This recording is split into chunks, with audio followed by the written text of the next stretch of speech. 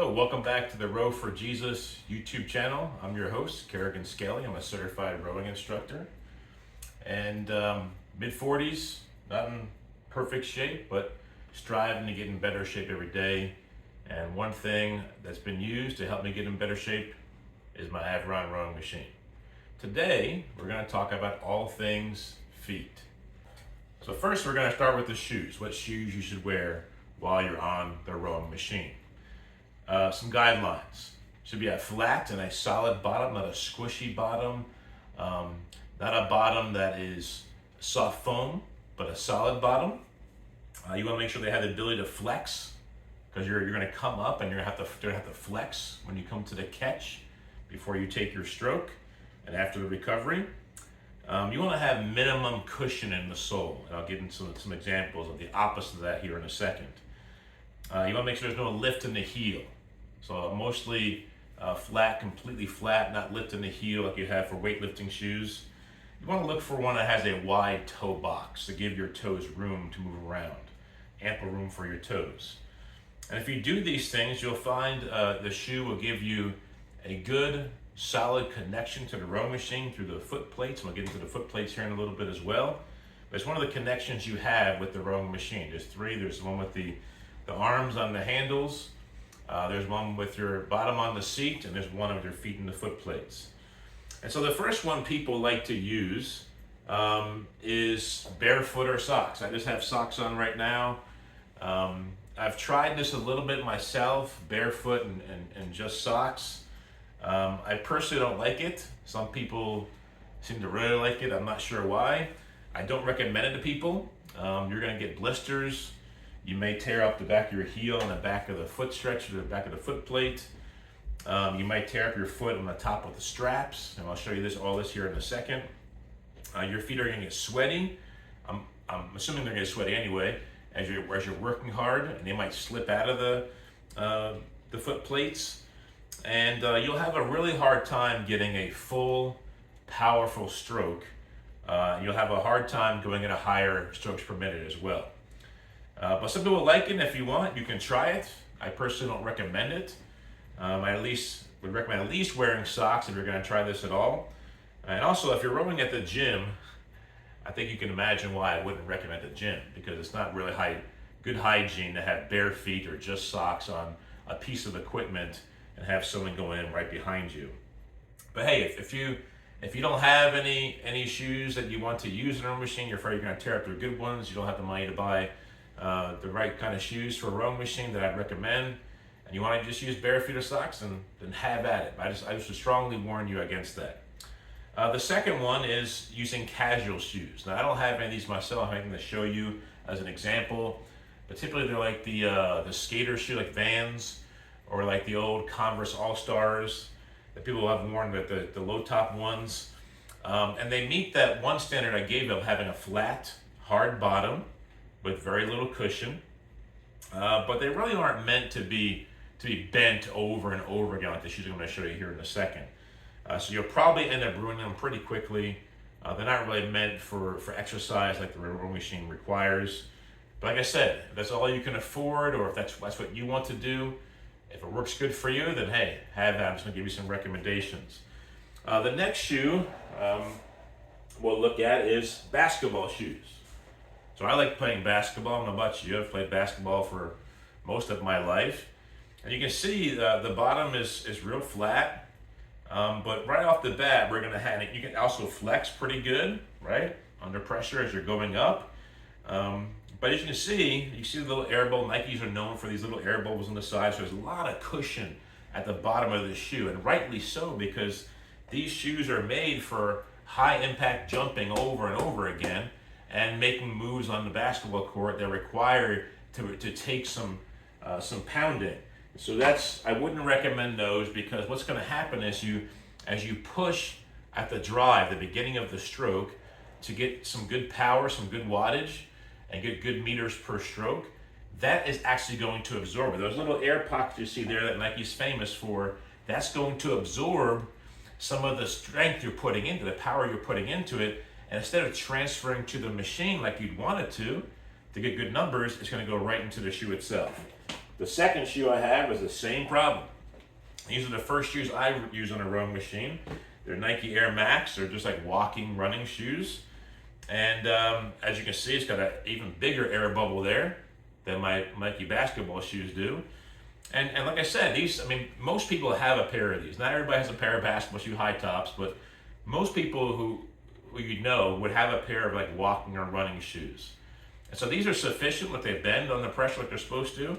These would be sufficient. But you can see how thick the sole is all the way around. And that's going to absorb a lot of your power. And so, listen, if you're not in this to get lots of power, lots of wattage in every stroke like I'm trying to get, then it's no big deal. You could use these. And also, you want the shoe to have a good cushion back here on the heel. And this does right here, because there's going to be pressure right there as well. Whereas the basketball shoes have the same thing right there. It's really squishy and cushiony there. So that's good. But once again, these are going to receive a lot of the strength. And what I found is when I switched from these to the next pair I'm going to show to you, my wattage went up significantly almost overnight, because I wasn't pushing all my power and it was absorbing to this Nike Air Max bubble right there. With the next shoe I'm going to show you, it went straight into the machine itself. And so I wouldn't recommend, personally, basketball shoes or running shoes / walking shoes. These shoes are going to absorb a lot of impact. So they're made for that. If someone's running, they're pounding on the pavement over and over again on a running track or on the road or even in grass. It's a high impact exercise, and if you don't have that cushion below your feet like you need, that impact to go into your ankles, your knees, your hips, and your back. So that's why basketball shoes and running shoes are made. There's nothing wrong with that. But this is a low impact exercise. So they're not made for these things. The other pair, I don't have a pair of myself, is lifting shoes. Weightlifting shoes that oftentimes have a really high heel right here, but it's low over here.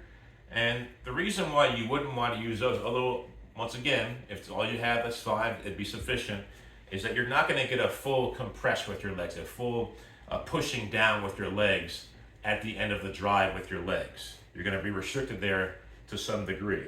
Whereas if you have these pairs I'm about to show you, you won't have the problem. Now, these are a minimalist shoe.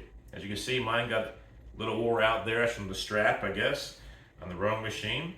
And this minimalist shoe, you can see look how easy that flexes compared to the other one. The other ones flex okay, but this one flexes really good. It's like it's meant for it.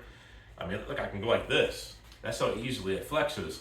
And you can see that there's like almost no sole at all, almost no cushion there at all. But there's a little bit, which is good. You want a little bit of cushion to protect your feet. It's got good padding back here, but you can see as I wore them, they wore out a hole there after a while. And these are, I think they cost me about $40 for this pair of shoes, so not too much money. And you can slip them on, you can slip them off, and all of the power you're pushing at the beginning of the stroke with the drive with your legs are going to be pushed right into the machine. You're not wasting anything in that air bubble of Nike Air Max or any other kind of shoe on the bottom of your shoe. You're just pushing through, and the machine's getting almost all the power. You might lose a little bit in the padding right here, but it's mostly going to driven all the way through. See the big toe box here? See how wide it is? Let's compare that toe box to the Nike Air Max. A bigger toe box. See how it gets narrower here towards the end, constricting your toes? You don't really want that. You want the wide profile so you can have a lot of room in there to be able to let your feet breathe and get some space in there. So these are a good selection, in my opinion. Is my first pair of shoes that I used for the rowing machine. I've had them for, I don't know, probably about a little bit over a year now. I've had these, and they were good for me. And I think they were a little too big for me. So they were a little too loose, and my heel would come out a little bit as I came up to the catch to begin the next stroke. These next shoes are the next ones I got. They're minimalist, and they're really good too. Same principle as the last one. You can see it really flexes good. It's got good padding back here in the back. It's got a pretty good size toe box, although not as big as the last one, I don't think. And they're really easy to slip on and slip off, and they stay on and they're comfortable. You can walk around these all day if you wanted to, and you still be comfortable. These are another good pair of shoes, probably about the same price. But what I found, and you can see right here, a hole got wore out here. And it wasn't because I had bad form or I was pulling with my toes to go back up to the catch and on the recovery time, and I'll talk about that here more in a second, simply because the strap, I had it tight at the end of the stroke. I'm stroking so hard, it was, there is a catch there. It's catching me at the end of the stroke a little bit to keep me connected to the machine so I don't go flying off the machine. That's the whole point of the straps. And so these aren't worn out right there, but I got these shortly after those wore out, and I began to feel something there still. Like there wasn't enough protection, for me anyway, on top of the shoe, because I'm trying to row pretty hard on every stroke. So these are really good too. I would use these more for when I'm just maybe warming up or cooling down, for me personally, or for maybe I'm taking an easy day on the rowing machine. But for most people, these will work really good. They're really good quality shoes. If you look on Amazon where I got them, they'll have really good reviews, and you'll probably have no problem with them all. Now these are the ones I would use now. And it says on the side of it, 0 degree drop. These are Adidas. I can't remember what they were called, but I'll put a link down below in the description for all three of these last shoes I just talked about, including this one. And these ones have better protection on top. It's more of a harder fabric, whereas these ones are more like a mesh material. They're much thinner. That's probably why I wore a hole in them. And these ones are much thinner as well. They're mesh material. So you can wear those too, but I wear these now. You can see there's a flat bottom. They bend good still. See that? They still bend good. They have this cushion, lots of cushion in the back. Look how squishy it is right there. So it's great for the heel and the back. And these are a little more expensive than those other ones, but to me it was worth it because I'm pretty committed to rowing, as you can tell.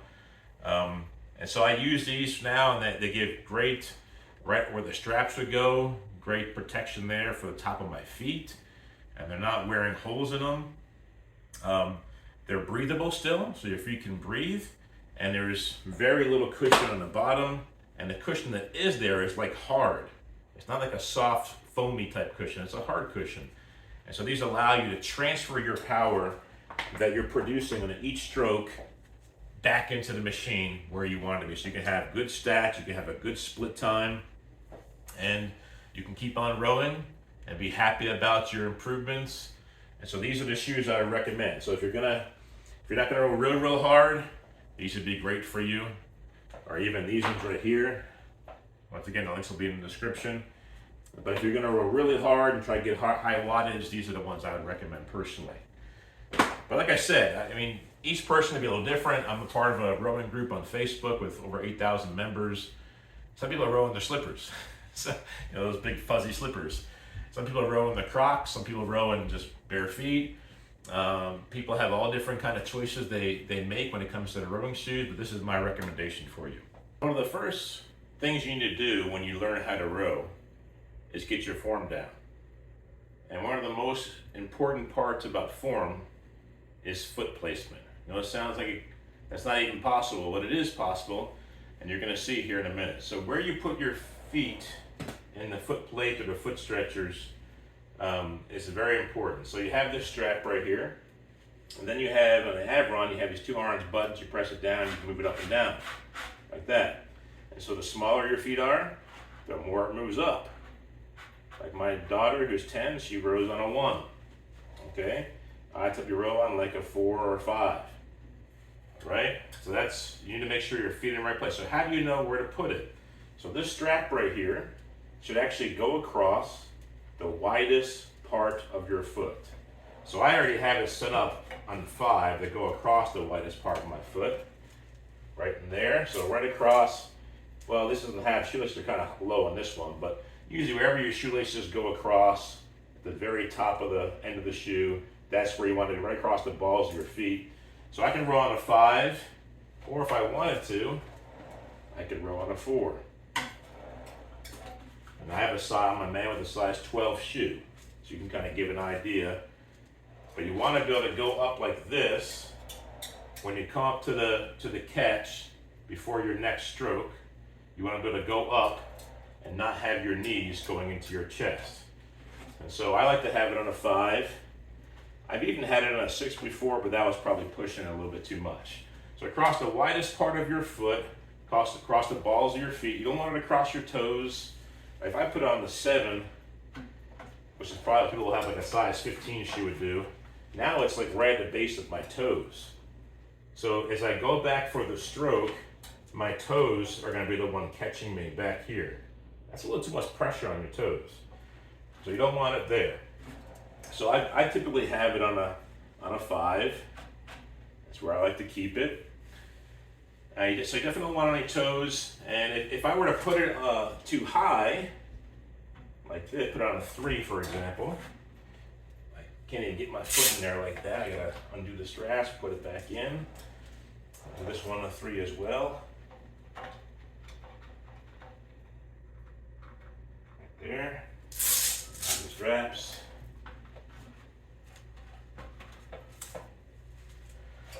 And you see what's going to happen as I come up to the catch. I want at the beginning of the stroke, or at the catch, the beginning, right before you stroke, at the end of your recovery, you want your knees to be right above your ankles. You want your shins to be vertical, like a 90-degree angle with the ground. You see, like this, I can't even get to it. It's so hard. Now, from my basketball playing days, I've had lots of ankle injuries. I really stopped playing competitively January of last year, and we're in 2023 now. So, but I was still playing back then. My Achilles were always sore when I get done. So I probably had some Achilles issues too. I've never ruptured one. But if you have ankle or Achilles issues, you probably don't want to put it too far down on your foot. So the best place to be is right about there, right across the widest part of your foot, across the first shoelace that balls of your feet. So if I go up to the catch now I can get to that vertical position before I start to drive. And I go back up, and I do it again. I don't want to go beyond that, where I'm kind of like riding a tricycle. I want to go just right where the shin is vertical. And you can go a little less than that if you want, depending on your comfort level. That's basically where you want it to be. It helps you get a good stroke each time. And besides, if you crunch up too much, it's not really a powerful position to begin your stroke from. I mean, you wouldn't want to bend over and pick up a big heavy box like that, you're all crunched up. So you want to go to just the right place where your shins are vertical and your knees are right above your ankles. You can go less than that. Some people, especially if you're just getting started rowing and one of your goals is to lose weight. This is me. Back in April last year, I had a bigger midsection. I still have a little bit there. But what you might have to do, because usually instructors tell you to make these pretty tight. I have them on kind of loose. I don't like them real tight. But you can make them tighter if you want to. It's up to you. Depending on how hard you're rowing, what your strokes per minute are. The higher your SPM, your strokes per minute are, faster you're going back and forth, you're going to want them pretty tight. The harder you're stroking each stroke, to get high wattage, you're going to probably want them pretty tight. But if you're someone who has a larger midsection, I still have a little bit of one here, had a much bigger one in April of last year when I started. What I had to do is I had to actually loosen these straps a little bit to give me more wiggle room in there. And then when I came to the front, to the catch, I had to kind of put my feet out a little bit, let my knees go out so I can get a full stroke in there. Otherwise, if I like this, it was just my knees were hitting my bigger midsection and I couldn't get up all the way. Now, if that's not comfortable for you to do it that way, to spread your knees out a little bit, a lot of room for your midsection to come up, then that's fine. Just take a shorter stroke. You don't have to go all the way up. You're still gonna get lots of a really good workout going 3/4, about right there, or even going half.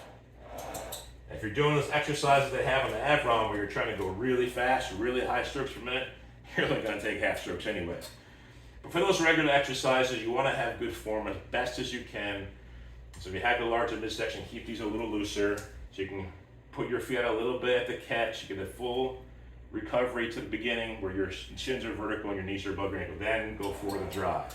But going back a second to that position where you have it up too high, where the strap is too low on your foot and the foot plates are up too high. I have it at a 3 right now. Not only is it going to be able to feel like you're riding a tricycle, if you had a bigger midsection, you're not going to be able to go up all the way at all. It's also, if you want to get a full stroke, you're gonna have to like round your back up like this, and then what's gonna happen is you're gonna end up probably straining your lower back. And then rowing becomes counterproductive. If you're rowing to lose weight, to burn lots of calories, and get in better shape, well, now you just made it worse for yourself, because now you have to pull up like this, and you're gonna probably hurt your lower back. You put all the pressure there, and depending on your situation, your health condition right now, you're just gonna make it worse. So you wanna find that sweet spot for yourself, and your health situation is gonna help you with this.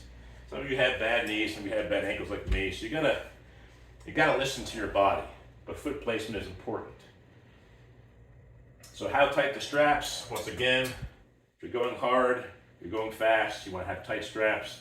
Otherwise, I'd recommend having them a tiny bit loose. You can get maybe 2 fingers under there, a little bit loose, because you're not supposed to be depending upon these to pull yourself back on a return. So on a proper stroke, you're going to come up here to the catch. You're going to drive with your legs, swing with your hips, pull with your arms.